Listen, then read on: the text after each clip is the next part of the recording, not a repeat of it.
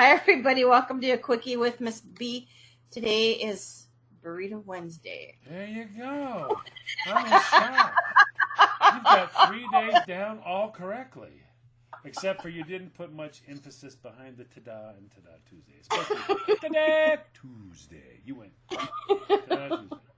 But I took it. At least I said it.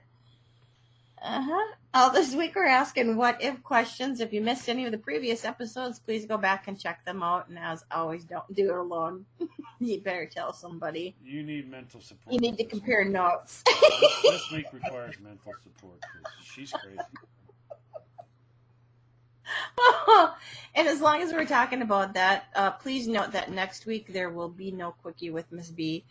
I am going to be extremely busy next weekend, and I will not have time to do the recording, so I'm very sorry about that. But hey, if you missed any of the previous episodes, that'll be a perfect time to go back and catch up. That's right. There's only 700 to catch up on, so Yeah, that's all. There's plenty for you to do. Okay, so today's question, what if? What if your favorite movie was real life? This one kind of disturbs me. Just a little? Well, Gone with the Wind, it's kind of an oxymoron because Gone with the Wind is a movie about real life. Civil War should really actually happen. So I'm kind of like, well, the characters aren't real, but the situation. So it's Okay, yeah, me, but it's- you're not gonna talk like the characters, though, are you? Because like that was a whole different way that they talked back then. fiddly-dee, Christine. I'll take it. Frankly, Christine, I don't give a damn. Go down.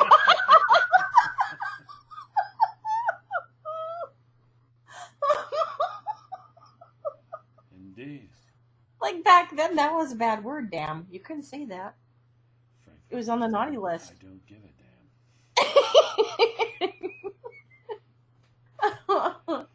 My heavens. Yeah, I mean, that's my favorite movie. Then my next would be Move Over Darling, which is going to have Doris Day.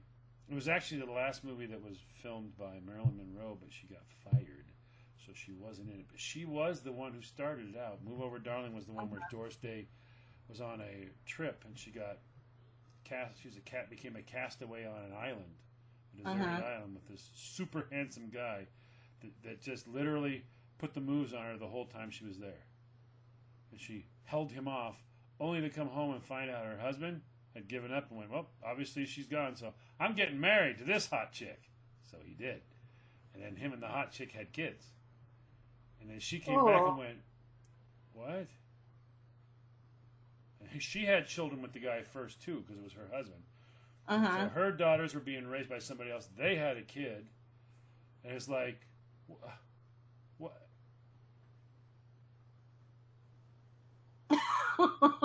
What in the heck's going on here? So she comes back. So I love that movie. I always was a big Doris Day fan. But so yeah, she comes over. She comes back and she's another woman at her house. And he's divorced her, buried her. They've had a funeral for her, so she's dead. Legally dead. He's married, collected the insurance on her death, and this woman has adopted her 2 daughters and now has a kid with him. She's like, what? I'm alive. Yeah, well, you weren't here, so, I kept looking over and going, oh, she's not here, As a year goes by, or 2 years goes by, you're gone. I'm like, that's it, it's over. She's gone, lost at sea. And she spends 2 years, get off, stop hitting on me for 2 years. This guy's like, come on, we're on an island, you and me, baby. She fends him off for 2 years to go back to her husband, who went, oh, I dumped you 2 years ago. I thought you were gone. This is my new lady, and she's now, these are her kids now. They're my children. Not anymore, in the eyes of the court. She's adopted them, so you're not married, you don't have a hubby, you don't have a home, and your daughters belong to somebody else now. Hey, but it's been good seeing you, all right? Did she go after the guy on the island? No, it just ends up where she has no choice but to try to integrate back in, and then of course her daughters, obviously start seeing mommy again, and it's like the difficulty of readjusting yourself to that situation where nobody's at fault, but everything was done wrong to you. Mm-hmm. So yeah, so that would be an interesting one to make real life. Well, that does happen in real life. I'm sure. Yes. It's like the Castaway. The Castaway is basically the same exact thing as Lower Darling. Just and now Tom Hanks is Doris Day. That's he gets in a plane crash. He's on a castaway, and then he comes back. When he comes back, his wife's married. His house belongs to somebody else. You have no legal claim to anything. And by the way, you're dead and buried. So yeah, that's kind of crazy. That's kind of a depressing life. I'm just saying. So it's not happy. Those are my two favorite movies. So I guess when we come back, we'll hear yours because mine is just depressing. It's like, well, yeah, the Civil War happened, but wow.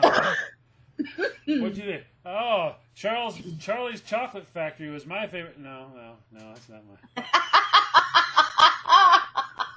Couldn't you pick something good, John? Gone in 60 seconds. I get to drive all the cars or something? No. On that note, we'll be back in a moment. Thanks for the depression, John. Welcome back, everybody. You're listening to Quickie with Miss B. If you want to hear a depressing episode.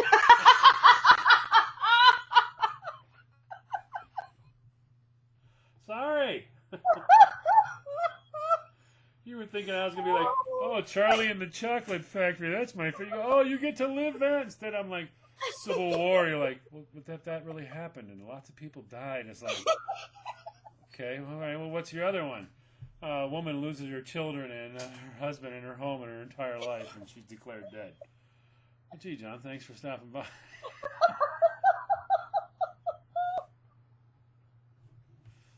Whoops. Wow. All right, well, wow us with your choices. Your favorite movie is?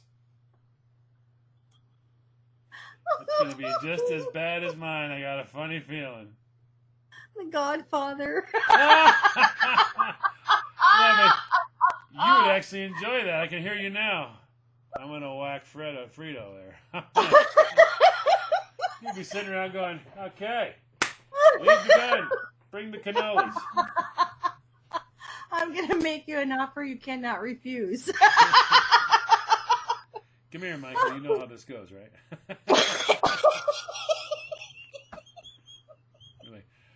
Everything's going to be like it was in the movie, but you're not sticking that knife in me, and I'm not going to do anything to do with this stupid olive oil crap here. So stay away from me, you bunch of weirdos. The kid wouldn't have got away. You'd have been like, whack the kid. Find the kid, whack him. It's going to come back. I've seen the movie. I'm not doing it. Not doing it. Well, that would be one of them. I could be the godmother in the movie. That would be funny. Nobody, you know what's funny is nobody remembers the godmother. Although there was one. There was one. There was one. Nobody remembers the matriarch of that family. You saw her. Nope.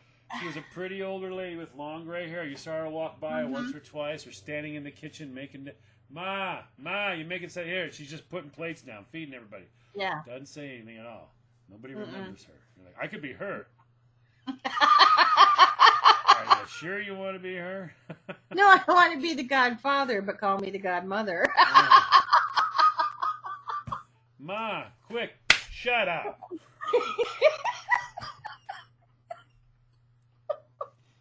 Wow, stop hitting me. Grow a set, Michael. Grow a set. If you ever want to take my place, Michael, grow a set. Grow a set. It's just wrong on all levels. It is wrong on all levels. It truly is. Well, the other favorite movie of mine is...